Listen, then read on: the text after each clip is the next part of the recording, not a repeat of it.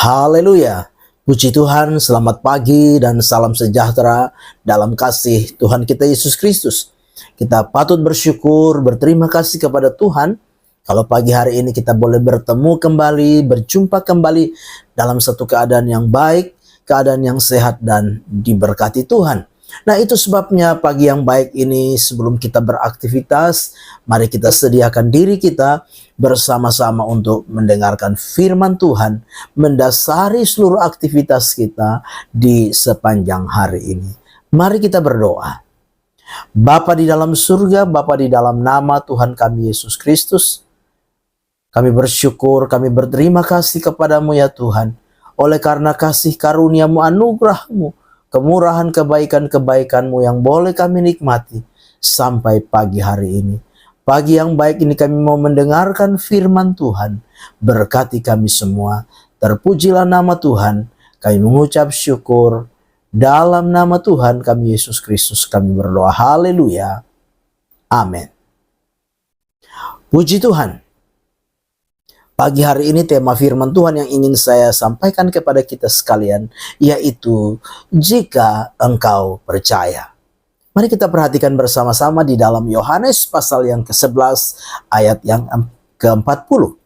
Demikian firman Tuhan. Jawab Yesus, bukankah sudah kukatakan kepadamu, jika engkau percaya, engkau akan melihat kemuliaan Allah. Puji Tuhan. Bapak Ibu jemaat yang kekasih di dalam Tuhan kita Yesus Kristus, melalui peristiwa kebangkitan Lazarus, kita mau belajar beberapa hal. Yang pertama yaitu penundaan waktu. Di dalam Yohanes 11 ayat yang ke-6, di sana dikatakan, namun setelah didengarnya bahwa Lazarus sakit, ia sengaja tinggal 2 hari lagi di tempat di mana ia berada. Nah, lewat peristiwa ini kita belajar tentang penundaan waktu. Kita belajar bahwa Tuhan selalu bekerja dengan waktunya. Mungkin sebagai orang-orang percaya, kita seperti Marta. Kita seperti orang-orang yang sedang menghibur keluarga Marta dan Maria, yang menganggap bahwa keterlambatan Yesus datang kepada mereka ketika mendengar bahwa Lazarus sedang sakit. Itu berarti sudah tidak ada lagi pertolongan. Keterlambatan Yesus untuk datang melihat Lazarus artinya sudah tidak ada harapan lagi. Bahkan mungkin ketika Yesus datang mereka akan berkata, untuk apa engkau datang lagi? Lazarus sudah mati. Itulah yang sering kali terjadi di dalam hidup kita sebagai orang-orang percaya. Ketika kita sedang mengalami sebuah persoalan, kita sedang mengalami sebuah masalah, maka yang kita harapkan adalah secepatnya Tuhan menolong kita. Secepatnya Tuhan mengadakan mujizat dalam hidup kita. Secepatnya Tuhan menyatakan pertolongannya di dalam hidup kita. Secepatnya Tuhan menyatakan kuasanya dalam hidup kita. Tetapi mari pagi hari ini lewat firman Tuhan kita perlu belajar. Kita perlu memahami, kita perlu mengerti bahwa apa? Tuhan punya waktu untuk menyatakan pertolongannya, menyatakan kuasanya, menyatakan mujizatnya di dalam hidup kita. Karena kita percaya bahwa waktu Tuhan adalah waktu yang terbaik. Waktu Tuhan adalah waktu yang tepat. Bapak Ibu jemaat yang kekasih dalam Tuhan kita Yesus Kristus, sebagai orang-orang percaya lewat peristiwa kebangkitan Lazarus ini, kita belajar bahwa ada kalanya Tuhan seolah-olah begitu lama menolong kita.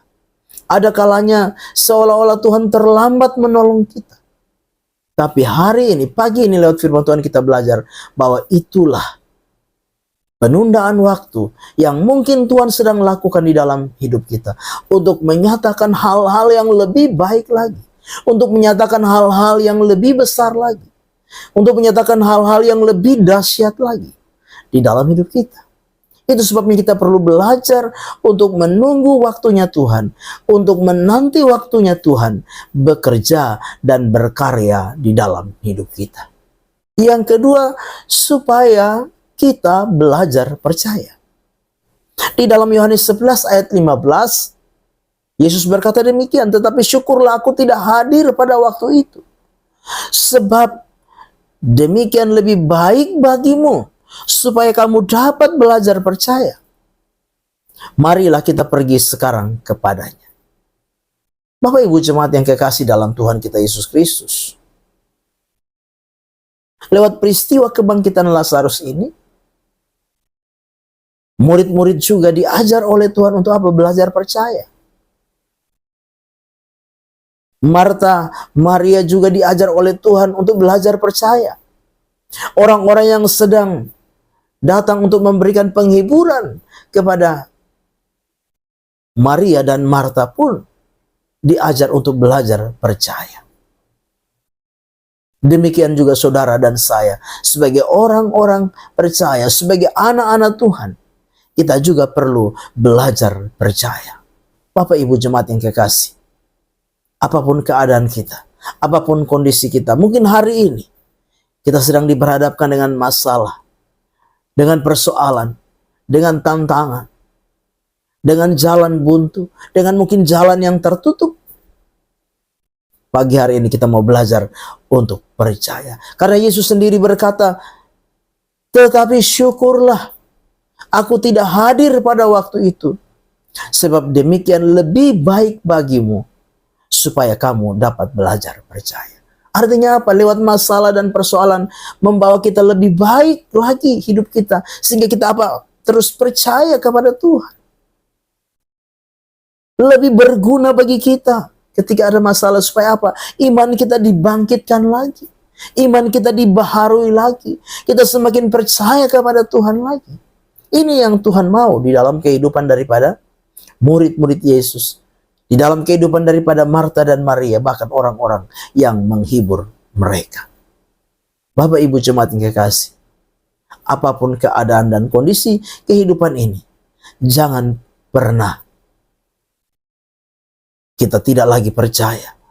Janganlah pernah kita meragukan Tuhan di dalam hidup kita. Marta meragukan Tuhan. Marta tidak lagi percaya kepada Tuhan, sehingga dia berkata di dalam Yohanes 11 ayat 21, maka kata Marta kepada Yesus, Tuhan, sekiranya Engkau ada di sini, saudaraku pasti tidak mati. Marta sudah meragukan Tuhan dalam hatinya, dalam perkataannya dia ungkapkan. Tetapi Yesus berkata di dalam ayat yang ke-40 dari Yohanes pasal 11, jawab Yesus, bukankah sudah kukatakan kepadamu, jikalau engkau percaya, engkau akan melihat kemuliaan Allah. Jadi Bapak Ibu jemaat yang kekasih, ketika kita percaya, kita akan melihat kemuliaan Tuhan. Ketika kita percaya, kita akan melihat pertolongan Tuhan. Ketika kita percaya, kita akan melihat mujizat Tuhan. Ketika kita percaya, kita akan mengalami kemenangan. Ketika kita percaya, kita akan mengalami kuasa Tuhan di dalam hidup kita. Sebab itu, apapun yang sedang kita hadapi hari ini, teruslah belajar untuk percaya kepada Tuhan di dalam hidup kita. Amin. Mari kita berdoa. Bapa di dalam surga, terima kasih untuk firman Tuhan yang sudah kami dengar pagi hari ini. Biarlah firman-Mu itu boleh memberkati kami semua. Ajar kami supaya kami menunggu waktu-Mu Tuhan dalam menolong kami. Ajar kami supaya kami mau belajar percaya sepenuhnya kepada Tuhan di dalam kami menjalani hari-hari kehidupan yang Tuhan anugerahkan kepada kami. Terima kasih Bapa. Kami serahkan seluruh hidup kami sepanjang hari ini dalam tangan Tuhan. Kami mau melangkah bersama dengan Engkau Tuhan di hari baru ini. Dalam nama Tuhan kami Yesus Kristus kami berdoa. Haleluya. Amin. Selamat pagi. Tuhan Yesus memberkati.